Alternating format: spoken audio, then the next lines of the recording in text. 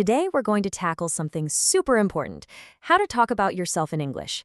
We'll make it really easy, I promise, and even a little bit fun. By the end of this, you're going to feel so much more confident no matter who you're talking to. All right, let's just jump right in with the big one, okay? That classic question: tell me about yourself. You hear it everywhere, don't you? A new class, a job interview, just meeting someone new. And be honest, does it sometimes make your heart beat a little faster? It can feel pretty stressful, right? But here's the secret, the thing I really want you to remember. It's not a scary question.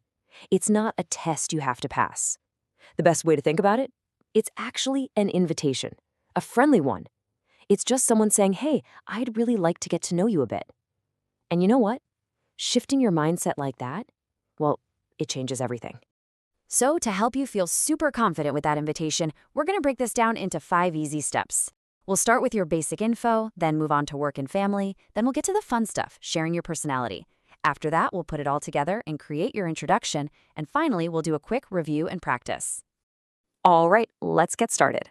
Part 1, your basic information. These are the simple facts, the building blocks that everyone starts with. Okay, first things first, and it doesn't get simpler than this. Just say your name. You can say, my name is, or just I'm. And here's a great tip. If your name might be a little tricky for English speakers, spelling it out like Paul does here, P-A-U-L, is super helpful. People really appreciate that.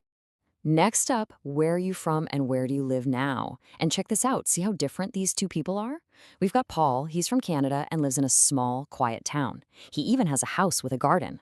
Then there's Emily, from the US, living in a big, busy city in a small, nice apartment. See how adding just one little detail, like quiet town or nice apartment, paints a much clearer picture? It makes your introduction way more interesting. Okay, on to part 2, your work and family. This is where we start adding a few more layers, some details about your everyday life that really help people get to know you. So after your name, what's often the very next question? What do you do? Yep. So you can talk about your job, like Paul here, who's an English teacher, or you could talk about your studies, like Emily, who's an art student. And notice what they both do? They add a little bit of feeling. Paul says, I love my job. Emily says, it's fun and creative. That little extra touch, it's fantastic. It adds so much personality. Another really great way to connect with someone is to share a tiny bit about your family. You don't have to tell your whole life story, of course, but just saying something simple like Emily has an older brother or that Paul's mom is a writer. It's just a nice, simple way to make a connection. And of course, we have to talk about pets. I mean, who doesn't love talking about pets? It's such an easy and fun topic. So, are you a dog person, like Paul with his friendly dog Max? Or maybe you're a cat person, like Emily with her quiet cat Luna. Either way, talking about your pets is pretty much a guaranteed way to make a friend. All right, part 3. This is my favorite part: sharing your personality. Now we get to move beyond the basic facts and into the stuff that really makes you, you. We're talking hobbies, likes, and dislikes. So what do you do for fun? Your hobbies say so much about you. Are you creative, like Emily, who likes to paint and read? Or are you more active, like Paul, who plays soccer and listens to rock music? And hey, look, you can also find things in common. Turns out they both like watching comedy and animated movies. That's an instant conversation starter right there. Here's another super easy way to add some color to your introduction. Talk about your favorite things. It could be anything: your favorite food, your favorite color, your favorite animal. Look at Paul and Emily's favorites. These little details, they're like adding brushstrokes to a painting, the painting of you. Okay, now here's a tip that might surprise you. A lot of people forget this. Talking about what you don't like can be just as important as talking about what you do like. Seriously. It adds a whole other dimension to your personality, and honestly, it can make you seem even more real and relatable. For instance, Paul dislikes olives and waiting in long lines. I mean, who likes waiting in long lines, right? And Emily isn't a fan of super spicy food or waking up early. These are such simple human things. Sharing something like this can be really funny, and it's a super fast way to find common ground with someone. And now for part 4, create your introduction.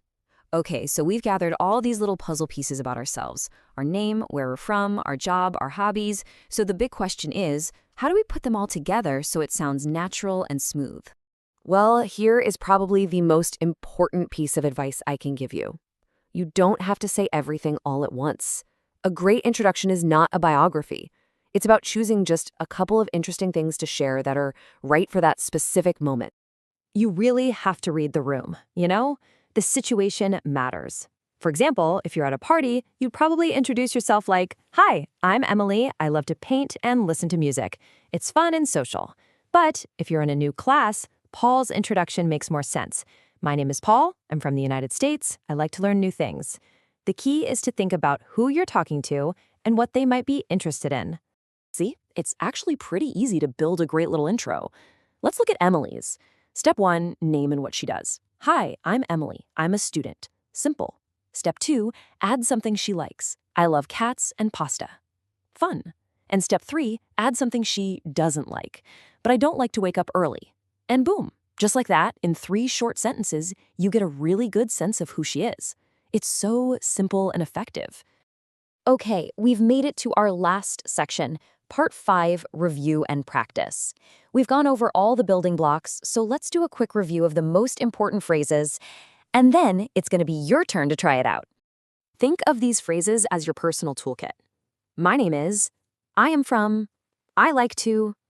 You can just pick and choose from this list and mix and match them to create your perfect introduction for any situation. My advice? Say them out loud a few times. It feels a little silly at first, but it really helps them feel natural when you actually need to use them. And let's not forget some of the great vocabulary we saw today. Words like creative, elegant, loyal, independent.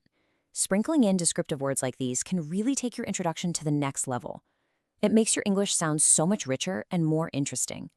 So, we've covered everything. You've got the tools, you've got the building blocks, you've got the vocabulary. So now, there's really only one question left to ask. What about you? All right, it's your turn. The absolute best way to improve is to practice. So I want you to go down to the comments right now and introduce yourself. Just 1 or 2 sentences is perfect.